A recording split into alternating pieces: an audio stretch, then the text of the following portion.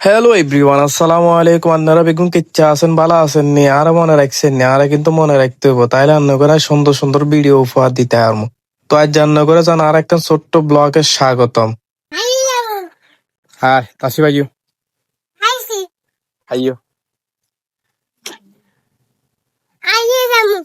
চালা ছোট্ট অবুজ বলে যদি তার লগে যাইবার বলে কত আগ্রহ, হাতে কন্ড যায় ন জায়গায় জানবে দরকার নেই। এতের কথা আই যামু তো যাইবার সময় দেখছেন না ওলাই যে যাচ্ছে এতের কথা কই রে, এতের কথা আনারে বিস্তারিত মান্নার আল্লাহ থাকেন একখানা। তো যাই হোক, এরকম এলাকার মধ্যে কিছু দাদার বয়সী কাকার বয়সী মানুষ আছে যাদের সাথে মানুষ মজা করতে হাসি ঠাট্টা করতে ভালোবাসে। তারাও কিছু মনে করে না, তাই মানুষ তাদের সাথে হাসি ঠাট্টা এরকম কিছু করে।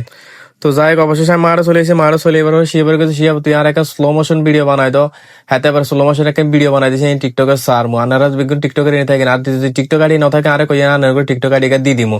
তো যাই হোক, অবশেষে মারো চলে এবার কাজ করা শুরু করে দিয়েছি। কাল কিছু কাম করছিলাম, এখন কিছু বাকি রয়ে গেছে। তো এখন আজ বেলা বলে চলে গেছি শিয়া বেরোলো হাতে আজ হরিকা দিয়ে তাড়াতাড়ি চলে গেছিল।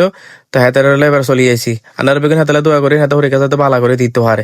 তো যাই হোক, অবশেষে কালি যাতের কথা কইতে লাগছিলাম হাতে রাস্তা দিয়ে যাবার হ্যাঁ তার বলাইছি কইছে কি আয় কাম কাজ করে দি যা খেল মতো বেগুনে মিলে হাতে কয়ে আয় তার ন আয় নামাজও যাবো ওমা নামাজ আবার আইন যত ঠিকই গেছিলাম নামাজে, কিন্তু হাতের আয় নামাজ হতে দেখিনু। আরেকটা কথা না বললেই নয়, এলাকার মধ্যে কিছু বড় ভাই ছিল যারা আমাদেরকে একেবারে ছোট ভাইয়ের মতন করে দেখতো। তারা যখন মাঠে খেলতো তখন আমরা উপরে বসে বসে দেখতাম। পরবর্তীতে আমরা যখন আস্তে আস্তে বড় হই তাদের সাথে খেলার একটা সুযোগ পাই, তখন তাদের সাথে খেলে অনেক কিছু শিখতে পারি। আজ আমরা নিজেরা মাঠ তৈরি করতেছি, অথচ তারা মাঠে নাই। জানি এরকম করে প্রত্যেকটা মানুষে তার কর্মজীবী লিপ্ত হয়ে যাবেন। তো ভাইয়া, আপনারা আমাদের জন্য দোয়া করবেন। আপনাদের ভালোবাসা আমরা এতটুকু আগে আসতে পারছি। যাক, অবশেষে কাজটা মোটামুটি কমপ্লিট করলাম। তবে একটা জিনিস খুব আফসোস লাগে, একা একা করতে হচ্ছে, কাউকে ডাকলেও আসে না, বিভিন্ন রকমের বাহানা দেয়। ছোটবেলা থেকে দেখে আসছি যাদেরকে কাজের জন্য ডাকি ওরা শুধু কাজের বাহানাই দেয়।